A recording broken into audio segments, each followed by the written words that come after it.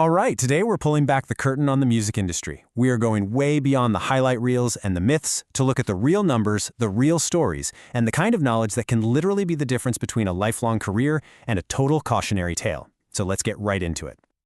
You know, this is the phone call every single artist dreams of getting. A real record label, a big check for an advance, a promise that all you have to do is focus on the music, and they'll handle the rest. I mean, it really feels like you've finally made it.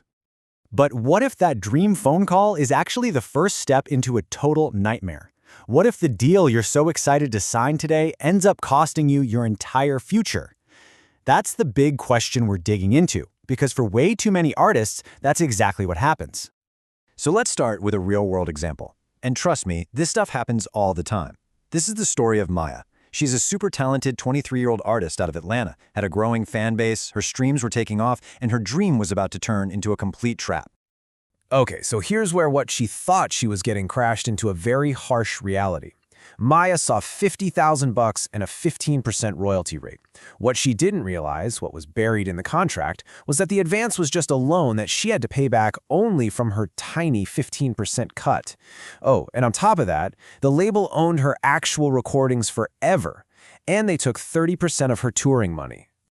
So, after 3 years of work, 2 full albums, and 15 million streams, any guesses on how much money Maya actually made? The answer is 0, a big, fat nothing. In fact, she was still in debt to the label and locked into this 4-album deal she couldn't get out of. This, right here, is why understanding the business side is not optional, it's survival.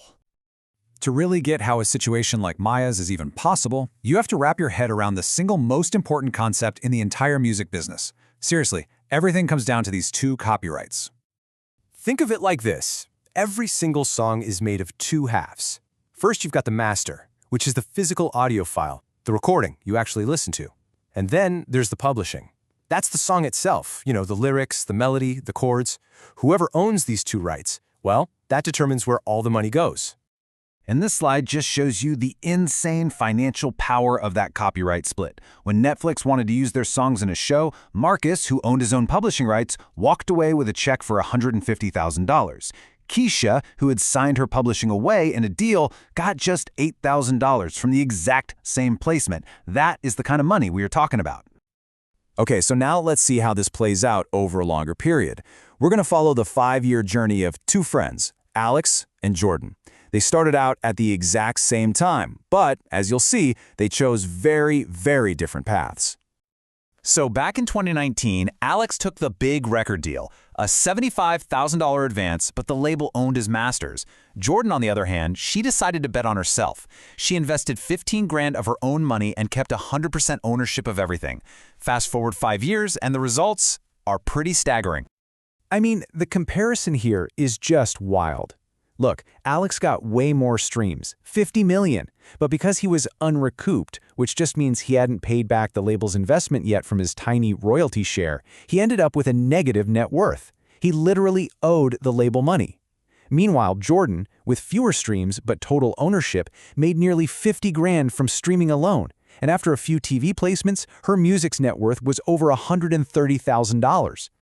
And this chart just drives that point home visually. I mean, you don't even need the numbers. Just look at the bars. It is undeniable. One path led straight to debt and a complete loss of control. The other path, yeah, it was maybe a little slower to start, but it led to real profit and, most importantly, total ownership. So where exactly do these deals go so horribly wrong? Well, it's almost always in the fine print. It's these specific clauses buried deep in a 100-page contract that artists almost never understand until it is way too late. Take a look at this clause. This is a work for hire provision. Now, this doesn't just mean you're giving them your master recordings. This legally states that the record label is considered the author of your music. Let that sink in. In the eyes of the law, you never even created it in the first place, and you can never, ever get those rights back. And then there's the infamous 360 deal. Just look at Tyler's year here. His entire brand, his music, his touring, his merch, it generated $800,000. But because a label took a cut of everything, after they paid themselves back for their expenses, Tyler's take-home pay was just 7% of the money he generated. he saw $54,000, while the label pocketed over $670,000 from his work.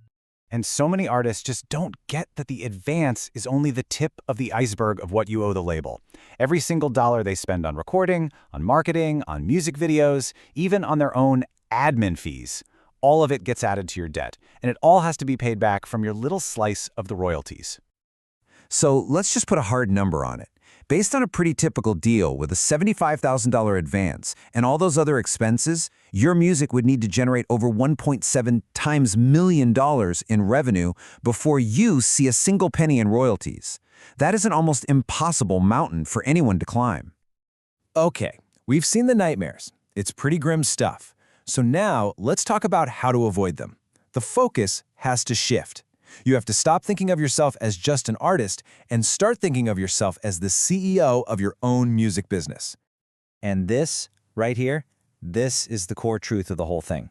The music business, for decades, has profited from the simple fact that artists don't understand the business side of their own art. Knowledge is literally the only weapon you have to change that reality. So here it is, a simple checklist to protect yourself and your career. Before you even think about signing anything, number 1, know your value and actually do the math. Number 2, you have to understand the 2 copyrights. 3, read every single word. 4, and this one is absolutely non-negotiable, hire an experienced music lawyer who only works for you. And finally, always remember that walking away from a bad deal isn't a failure, it's a massive victory. So I'll just leave you with this one thought. Your answer to this single question should guide every business decision you make from this day forward. Because the choices you make today about who owns your music will determine who profits from your art for the rest of your life. Choose wisely.